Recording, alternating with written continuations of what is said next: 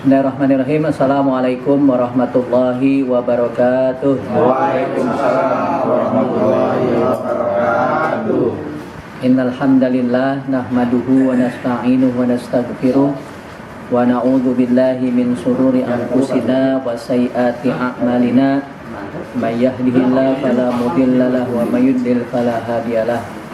Asyhadu an la ilaha illallah wahdahu la syarikalah wa asyhadu anna Muhammadan abduhu wa rasuluh la nabiyya wa la rasula ba'dah. Allahumma salli wa sallim wa barik ala nabiyyina Muhammadin wa ala alihi wa ashabihi ajma'in, amma ba'du. Alhamdulillah, puji syukur kehadirat Allah, pada malam hari ini kita masih diberikan kenikmatan, diberikan karunia, nikmat iman, nikmat Islam, sehat walafiat, nikmat waktu luang, sehingga pada malam hari ini kita bisa sama-sama menunaikan kewajiban kita, yaitu sholat isya berjamaah. Kita lanjutkan dengan mempelajari cara membaca Al-Quran yang baik dan benar. Semoga rangkaian ibadah, amaliyah, amal soleh yang kita laksanakan mendapatkan keridhaan Allah Subhanahu wa Ta'ala, sehingga apa yang kita laksanakan ini akan bernilai ibadah. Salawat ma'asalam semoga tercurah limpah kehadiran Nabi Muhammad sallallahu alaihi wasallam, juga pada para keluarga, sahabat dan umatnya hingga akhir zaman. Ya, surat Al-Ma'un ya.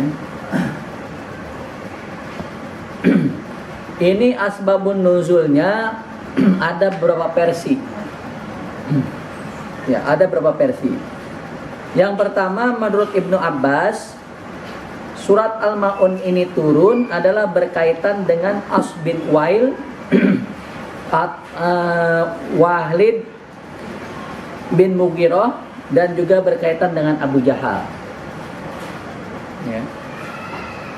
Yang kesemuanya itu sama-sama tidak peduli dengan anak yatim, menghardik anak yatim. Akhirnya turun ayat ini, surat ini. Menurut Imam Ibnu Jurayj, ini berkaitan dengan Abu Sofyan. Ya, sebelum beliau masuk Islam, Abu Sofyan itu pernah menghardik anak yatim. Beliau menyembelih onta, ya. Ada anak yatim yang minta daging unta, nggak dikasih, gitu. Malah diusir, disuruh pergi. Akhirnya turun surat ini, gitu. Ya. Nah, ada yang mengatakan bahwa surah ini itu dari mulai ayat 1 sampai ayat 3 turunnya di kota Mekah. Dari ayat 4 sampai ayat 7 ada yang mengatakan turunnya di kota Madinah, gitu. Tetapi ada juga yang menyangkal tidak mungkin satu surat ya, turun di dua tempat, gitu. Ya. Hanya disepakati jumhur bahwa ini adalah turun di kota Mekah.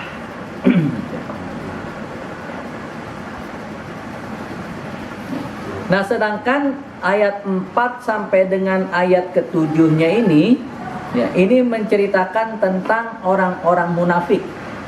Gitu, asbabun nuzulnya gitu.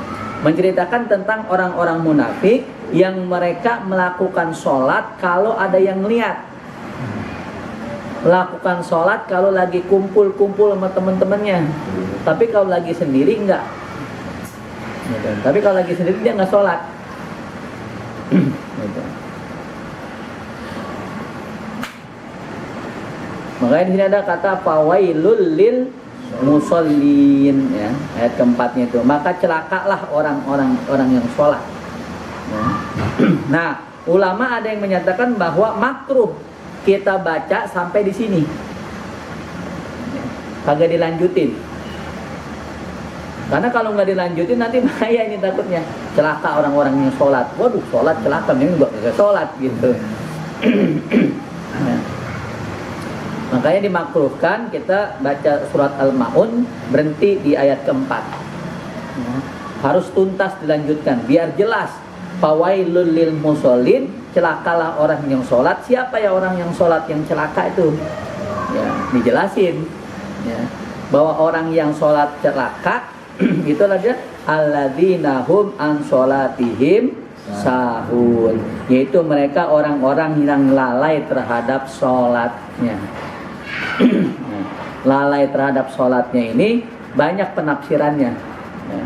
Baik itu lalai kan di waktunya ya, atau lalai dalam mengerjakannya ya. Artinya mengerjakannya dia tidak khusyuk ya, gerakan-gerakan sholatnya nggak sungguh-sungguh bisa ya. Atau waktunya yang dilalaikan gitu. Jadi orang yang celaka lah orang yang sholat, yaitu orang yang sholatnya lalai ya.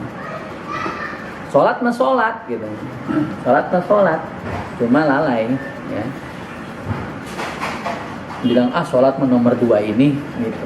Iya emang juga yang pertama mah syahadat ya. Pertama syahadat, kedua sholat ya. 3 zakat, 4 puasa, 5 pergi haji. Kalau bilang sholat dong lu, sholat nomor 2 ini, iya nomor 2, nomor 1 syahadat. Kadang-kadang ada Pak yang begitu, orang diajak kebaikan ya lu pakai ngajak-ngajak lagi kuburan masing-masing gitu. Lu aja kuburan masing-masing nih. Ada tsunami bareng-bareng. kalau tsunami baru bareng-bareng kuburannya ya. Jadi orang yang sholatnya celaka itu ya bukannya orang yang orang sholat berarti celaka, bukan. Yang sholat celaka itu adalah apa? Yang sholatnya lalai. Terus yang kedua, alladzina hum yura'un. Sholatnya karena pengen dilihat oleh orang, riya ya. Bukan karena Allah melaksanakan sholatnya. Karena mertua. Pas lagi main ke rumah mertua baru dah rajin banget sholat. Kayaknya banyak yang di sini. Saya dulu aja kalau mari masuk kamar keluar dulu ya nggak ngormatin yang sholat. Iya. Di kamar ngapain tuh? Ya diem aja. Tidur. Diem aja. Ya. Ngormatin. Jadi sholat dia, cuma sholatnya karena ingin mendapatkan pujian dari orang lain. Ya, sholatnya kalau ada yang lihat, gitu. Banyak yang model-model kayak begini.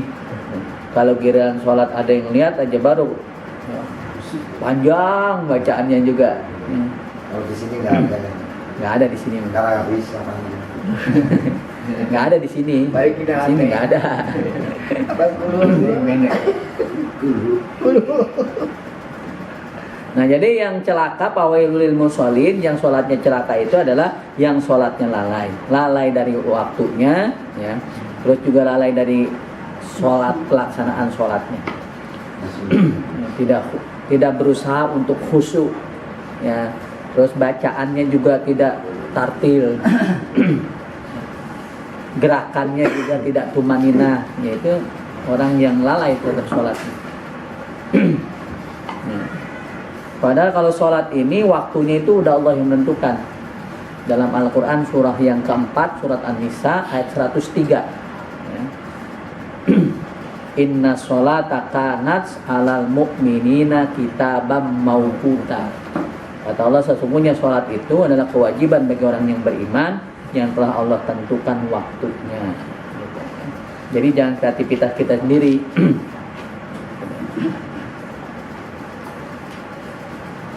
Nah, ayat keempat sampai dengan ayat ketujuh ini menceritakan tentang orang-orang munafik. Ya, orang-orang munafik pada saat itu mereka sholat, tapi sholatnya kalau lagi ada yang melihat doang. Kalau lagi sendiri nggak sholat ya. Banyak mereka yang memamerkan ibadahnya, memamerkan sholatnya. Dan orang munafik itu ya, wayamnaunal maun, dan juga enggan memberikan bantuan.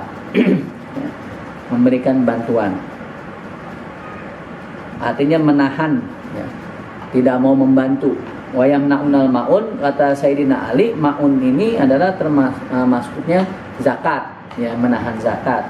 Tapi kata Ibnu Mas'ud sodakoh, ya. Kata ulama yang lain, sahabat yang lain, maksudnya adalah tidak mau memberikan bantuan, meminjamkan barang. Itu termasuk wayamnaunal maun. Ya. Kadang-kadang ada orang yang nggak tahu pelit, apa nggak tahu dia memang sangat menjaga gitu ya, sehingga ada orang minjem juga padahal punya bilangnya enggak. Maun. Maun gitu ya. Iya, padahal punya. Ya gitu. Nah di sini kata maun ini adalah sesuatu yang biasa dipakai. Ya contohnya itu kalau kita lihat tafsir itu seperti panci atau barang-barang perabot yang lain yang biasa dipakai, padahal dia punya, tapi ada orang yang minjem, bilang nggak dikasih, ya nggak mau meminjamkan. Nah ini termasuk wayamnaunal maun. Nah cuma kita juga yang minjem harus tahu diri, gitu. Ya ini kadang-kadang minjem juga nggak tahu diri gitu ya. Minjem nggak tahu diri, ya. Jadi nggak balik. Kagak balik. Giliran ditanyain, ntar gue cari dulu dah, gue lupa naruhnya, gitu. Kalau dulu saya lagi masih sekolah, itu pulpen. Sering banget tuh. Kalau pulpen milik sendiri hilang mulu. Tapi kalau pulpen dapat minjem sampai habis tintanya, kagak hilang. Karena saking dijaga gitu. Saking dijaga tapi tinta orang habis. Itu namanya bukannya minjem, minta kalau gitu. Kalau meminjam itu adalah kita menggunakan barang ya, memanfaatkan barang itu gitu. Tapi tidak mengurangi barang itu. Cuma kita ambil manfaatnya aja, itu minjem. Ya, kalau pulpen itu bahasanya bukan minjem, itu minta. Ya. Atau korek ya, korek gas, korek api itu kalau ini kita bukan minjem korek tapi minta korek. Karena berkurang ya, minta api gitu ya, bukan minjem korek, minta api. Minjem baliknya kurang ya. Iya, nah kalau minjem itu minjemnya umpamanya kondisinya 100, ya pulang juga nanti 100 gitu. Kalau kita korek kan biasanya apalagi yang korek batang tuh ya. Gretan gitu zaman dulu ya. Wah, berkurang kan, mestinya umpamanya isinya di situ ada 100 batang, kita pakai sampai 3 kali ini ya kurang 3. Apalagi gak ada angin, mati lagi. Biar minjem balik lah kurang, apa minjem? Iya. Nah, jadi zaman dulu itu ya ada orang yang tidak mau membantu, tidak mau memberikan bantuan, pertolongan gitu. Ya. Jadi dia menahan diri dari membantu. Padahal dia mampu membantu orang yang kesusahan itu. Padahal dia mampu membantu saudaranya atau tetangganya. Tetapi dia enggan, ya, menahan diri dari membantu saudaranya. Nah itu termasuk wayamnaunal maun. Ciri-ciri orang yang munafik. Nah banyak tafsiran di sini maunnya. Yang saya baca itu Imam Ali, Sayyidina Ali karamallahu wajhah bilang adalah menahan zakat. Ibnu Mas'ud berarti tidak bersodakoh ya. Dan imam yang lain adalah tidak memberikan bantuan apapun bentuknya.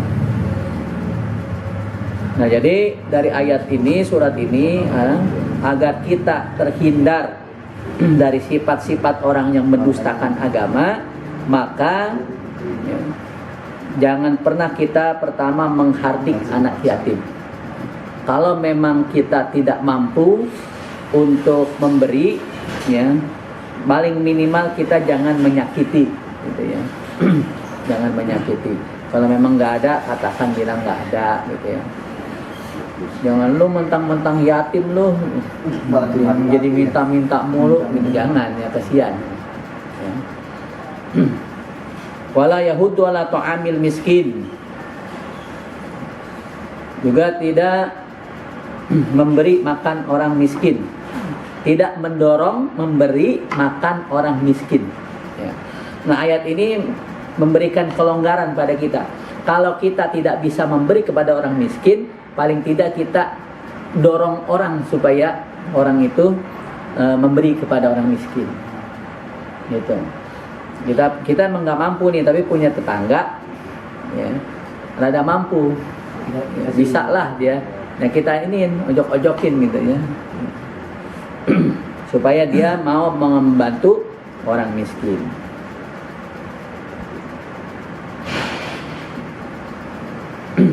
Nah, yang mendapat zakat itu Pak, itu bukan orang apa namanya, bukan yatim, ya. Yang dapat zakat itu adalah orang miskin. Ini di mushola kita juga sering saya komplain gitu. Karena biasanya uang zakat itu diberikan kepada yatim. Yatim itu masuk, ya. Padahal di dalam ayatnya itu tidak ada dari 8 golongan yang berhak menerima zakat itu yatim, nggak ada. Yang ada fakir, miskin, orang yang terlilit hutang, fisabilillah, ya, orang yang jalan Allah gitu ya. Terus amil, ada 8 itu. Mu'alaf, surat 9 ayat 60. Ya.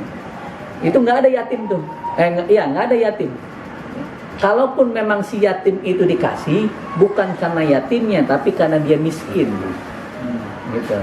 Kalau dia yatim tapi dapat warisan kontrakan 17 pintu, berarti jangan dikasih uang zakat. Karena dia nggak masuk yatim, nggak masuk miskin berarti. Punya perusahaan gitu ya. Soalnya punya perusahaan orang tuanya gitu. Ya mungkin begitu dah. Ya. Kalau dikategorikan anak yatim itu berapa usianya kira-kira? Ya, nah ini gua kadang-kadang kita yatim. Saya ini yatim piatu malah. Saya yatim soalnya. Saya yatim turun. Jadi yatim itu Pak adalah dalam usia balik. Ya kalau dia udah balik udah bukan yatim lagi. Ya. Gitu. Jadi kalau laki-laki baliknya itu 15 tahun. Kalau dia masih di bawah 15 tahun, dia masih dalam kategori yatim. Kalau perempuan, Pak? Kalau perempuan itu 9 tahun. Kalau perempuan itu baliknya 9 tahun. Kalau udah 9 ke sono, Kalau udah 9 ke sono dia udah balik. Ya udah bukan yatim. Karena berat yang anak yatim yang gede tinggi semua. Tapi kalau memang dia miskin gitu ya, kita kasih gitu. Kita kasih. Ya karena dia miskinnya gitu ya, karena dia miskin. Jadi kalau uang zakat itu yang nerimanya sudah Allah berikan ininya, nih orang-orangnya nih. Gitu. Ya, kalau mau dikasih sodako, ya kan ada zakat, infak dan sodako. Ya. Kalau zakat itu Allah tentukan haul dan nisabnya. Haul itu waktunya sudah 1 tahun, ya harta itu kita miliki. Ya, nisab itu ukurannya, ya, sudah sampai ukuran baru zakat. Ya. Kalau infak itu adalah harta yang kita keluarkan di jalan Allah Subhanahu Wa Taala. Tidak ditentukan haul dan nisabnya. Ya, tidak ditentukan waktunya. Udah setahun apa belum nih? Tidak ditentukan nisabnya, timbangan ukurannya. Ya. Kalau sodako itu suatu kebaikan yang kita lakukan di jalan Allah. Jadi tidak mesti uang, tenaga, ya, ilmu, pikiran itu sodako. Jadi sodako itu lebih umum. Kalau infak khusus ya, harta, cuma tidak ada haul dan nisabnya. Tapi kalau zakat, harta yang kita keluarkan di jalan Allah Subhanahu Wa Taala, ya, apabila sudah sampai haul dan nisab. Haul nisab apa itu? Kalau haul itu waktunya sudah 1 tahun. Ya sudah 1 tahun kita miliki harta itu. Yang kedua nisab itu ukurannya. Ya, ukurannya itu 83 gram emas. Kalau kita punya harta sudah seukuran 83 gram emas, sudah kita miliki selama 1 tahun, maka wajib kita mengeluarkan zakatnya. Itu. Kalau dihitung harga itu Kecuali, ya kalau dihitung harga tinggal dihitung saja 500 atau 800 sekarang. Harga emas sekarang. Ya, Emas sekarang. kali harga emas. Gitu. Punya mobil nih, ya. Angkot tuh. Mobil, angkot ya. Punya angkot nih, itu angkot seharga 83 gram enggak? Kali berapa? 500 dulu deh sekarang. Nah, 500 583. kali 83 gram. Berapa duit? Kira itu duitnya. Ya. Soalnya aku tuh nggak 30 aja nanti saya belinya itu. Tidak 30. Kredit lagi belinya enggak Pak? Bayarnya kan 2-3 kali. Keramatnya 900. Mas sekarang berapa? 900? Oh ini habis ini ya? Habis cukur rambut? Belum? Anaknya belum? Baru. Habis masukin itu anjing bayi. Ganti. 41. 41 juta. Kalau yang 500. Ya, kita punya Ngambilnya 41 juta. Selama 1 tahun, ya itu Perkiraan dulu di Bang saya. didapatkan. Bos, kembali lagi. Iya, sudah.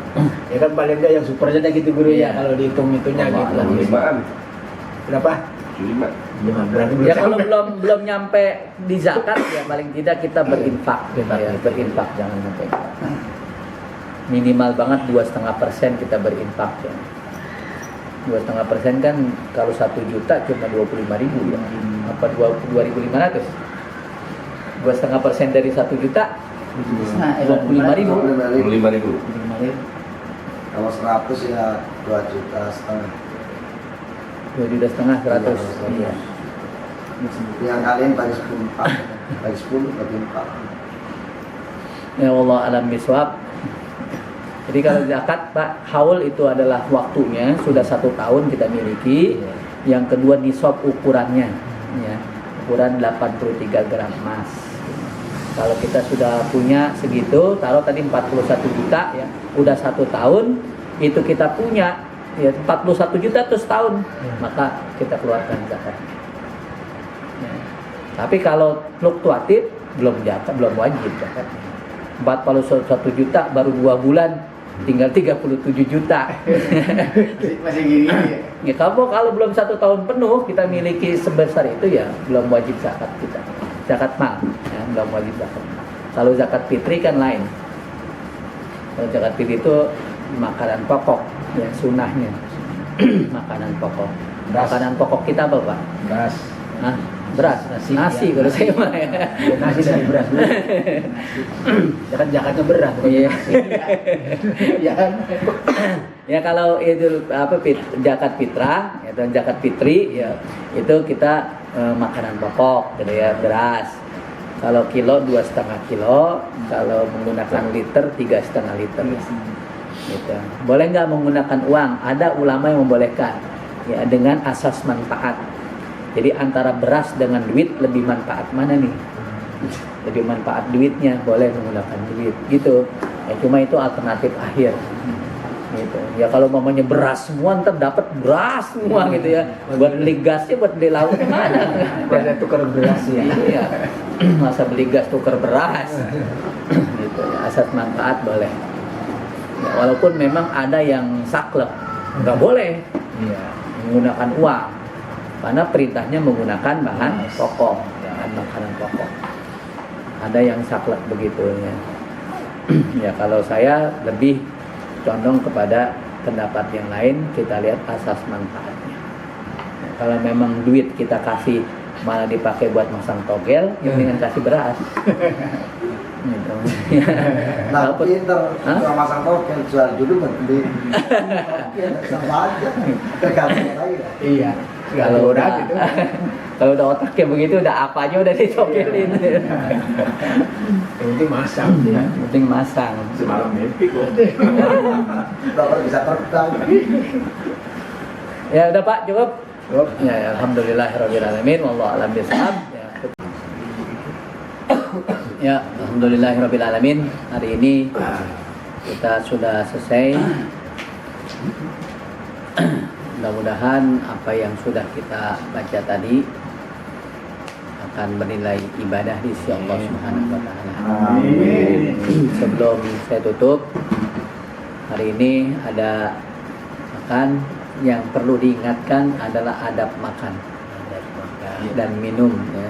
Pernah saya sampaikan, pertama jangan menggunakan tangan kiri.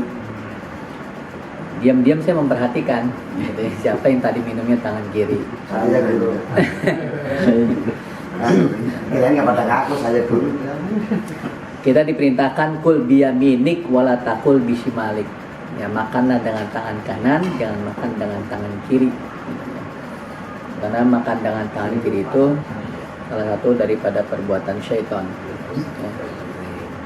Nanti kita ada makan hari ini, alhamdulillah malam ini ya, makan dengan tangan kanan. Jangan lupa berdoa. Minum juga dengan tangan kanan. Bagaimana Ustaz? Ini tangan-tangan kotor nih bekas makan ya. Jadi Ini gelas ya, biar tangan kanan tetap tangan ini gelas tempelkan di sini, kita minum gini.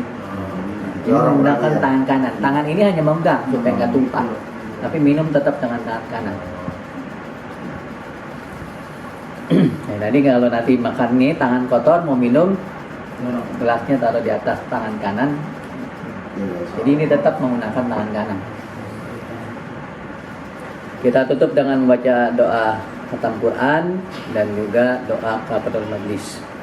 Bismillahirrahmanirrahim.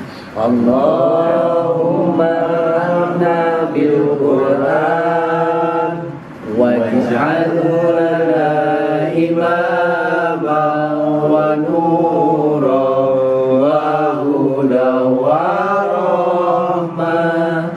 Allahumma dzakirna minhum ma nasina wa 'allimna minhum ma jahilna warzuqna tilawatahu ala al-laili wa atrafan nahar waj'alhu lana hujjatan ya rabbal alamin walhamdulillahi rabbil alamin subhanakallahumma wa bihamdika asyhadu an la ilaha illa anta astaghfiruka wa atubu ilaik.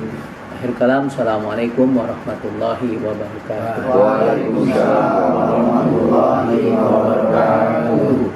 Alhamdulillah.